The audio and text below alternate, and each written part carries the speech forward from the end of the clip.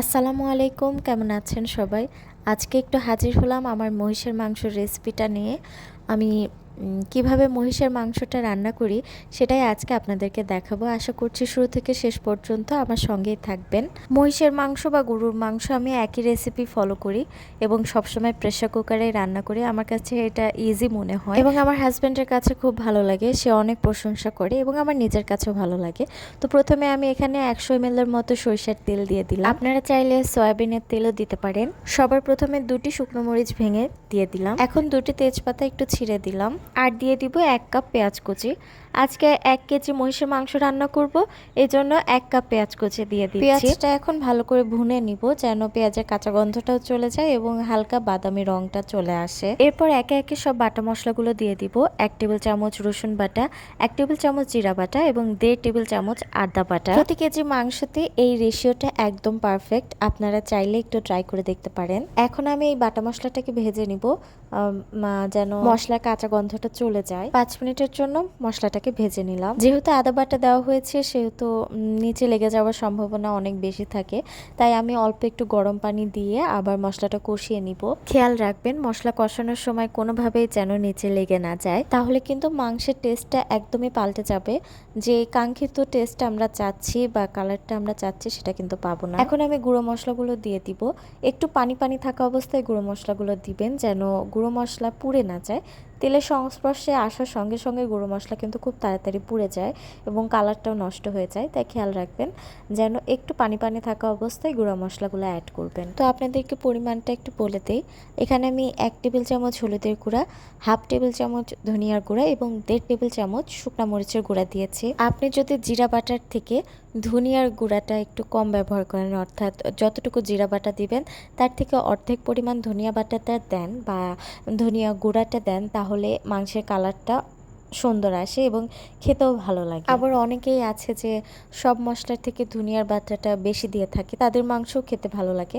আমার বড় বোনকেই দেখেছি যে ও মাংস রান্নাতে ধনিয়ার বাটাটা একটু বেশি দেয় বা ধনিয়ার গুঁড়াটা বেশি দেয়। ওর মাংস রান্নাটাও আমাদের কাছে খুব ভালো লাগে। তো আসল কথা হচ্ছে এক একজনের রান্না এক এক রকম, এক একজনের রান্নার এক এক স্বাদ। আপনি কখনো একজনের রান্নার সঙ্গে আরেকজনের রান্নার মিল পাবেন না, কোথাও না কোথাও পার্থক্য থাকবে। যাই হোক, আমি কিন্তু মাংসের মশলাটাকে পুরো ঘড়ি ধরে 10 মিনিট কষিয়ে নিয়েছিলাম, মানে তারপরে মাংস দিয়েছি। অনেকক্ষণ কষিয়ে নেওয়ার পরে আমি মাংসটা দিয়েছি। এখন আমি মাঝারি সাইজের 3টে আলু দিয়ে দিচ্ছি। আমার বাচ্চারা খুবই আলু খেতে পছন্দ করে, আমিও পছন্দ করি, এজন্য মাংসতে আলু দিয়ে দিলাম। এখন এই মাংস এবং আলুটাকে 10 থেকে 15 মিনিটের জন্য ভালো করে কষিয়ে নিব। দেখতেই পাচ্ছেন মাংসটা খুব ভালো করে কষিয়ে নিয়েছি।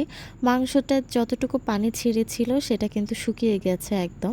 এই পর্যায়ে এখন আমি একটু গরম মশলা রেডি করে নিব। গরম মশলা এখানে নিয়েছি 6টি এলাচ, 2 টুকরো দারচিনি, 5টি লবঙ্গ, 1 চা চামচ কালো গোলমরিচ, জয়ত্রী 4 ভাগের 1 ভাগ এবং একটি বড় এলাচ। এটাকে আমি এখন ব্লেন্ডারে ব্লেন্ড করে নিব।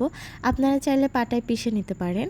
দেখুন কি সুন্দর করে ব্লেন্ড করা হয়ে গিয়েছে। এখন এটা আমি সম্পূর্ণই দিয়ে দিব মাংসর মধ্যে। গরম মশলাটাকে এখন খুব ভালো করে মাংসের সঙ্গে মিশিয়ে নিব এবং মাংসের সঙ্গে মেশানোর সময় আমার মনে পড়লো যে আমি লবণ দিতে ভুলে গিয়েছিলাম। আপনারা কিন্তু আমার মতো এই ভুলটা করবেন না। যখন আপনি মাংসটা দিবেন ঠিক তখনই লবণ দিবেন। তো এখানে আমি 1 টেবিল চামচ লবণ দিয়ে দিচ্ছি। আমি খেয়াল করে দেখেছি যে 1 টেবিল চামচ 1 কেজি মাংসের জন্য একদম পারফেক্ট। মাঝে মধ্যে 1.5 টেবিল চামচও লেগে যায়। যদি মাংসটা একটু ঝোলঝোল করতে চান তবে 1.5 টেবিল চামচ লবণ দিবেন, আর যদি মাখো মাখো রাখতে চান তবে 1 টেবিল চামচ লবণ দিবেন। মাংসটা কষানো শেষ, এখন আমি গরম পানি দিয়ে দিচ্ছি। খেয়াল রাখবেন ভুলেও কিন্তু ঠান্ডা পানি দেওয়া যাবে না, তবে মাংসটা কোনোভাবেই সিদ্ধ হবে না। এজন্য এখানে আমি পর্যাপ্ত পরিমাণে পানি দিচ্ছি, কারণ মাংসটা সেদ্ধ হওয়ার পরে আমি কোনো পানি ব্যবহার করি না। আমি কষানোর সময় অর্থাৎ প্রেশার কুকারে শীষ দেওয়ার সময় পানি একবারে দিয়ে দিই। প্রেশার কুকারে ঢাকনা খোলার পরে পানি দিই না, হঠাৎ দিই যখন আমার মনে হয় যে একটু ঝোলের প্রয়োজন আছে। তো এখন আমি ঢাকনা দিয়ে প্রেশার কুকারে শীষ তুলে নিব।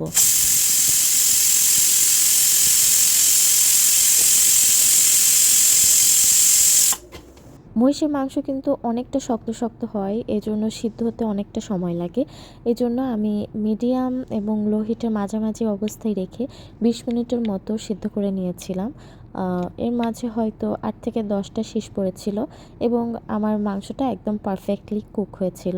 আমার কাছে একদম সিদ্ধ হয়ে গলে যাবে এরকম মাংস একটুও ভালো লাগে না, আবার একদম শক্ত যেটা কিনা দাঁত দিয়েও ছিঁড়তে পারবো না এই ধরনের মাংস আমার ভালো লাগে না। অল্প একটু চাপ দিয়ে বুঝতে পারলাম যে মাংসটা একদম ঠিকঠাক হয়েছে, যেমনটা আমি চাই পছন্দ করি তেমনই হয়েছে। তো এই যে আমার মাংস রান্না শেষ হয়ে গেছে আলহামদুলিল্লাহ। এতক্ষণ পর্যন্ত আপনি ভিডিওটা দেখছেন, তার মানে আপনি আমাকে সত্যিই অনেক সাপোর্ট করেন, এর জন্য অসংখ্য অসংখ্য ধন্যবাদ। তো আজকে এখানে বিদায় নিচ্ছি। সুস্থ থাকবেন, ভালো থাকবেন, আমাদের জন্য দোয়া করবেন। আসসালামু আলাইকুম।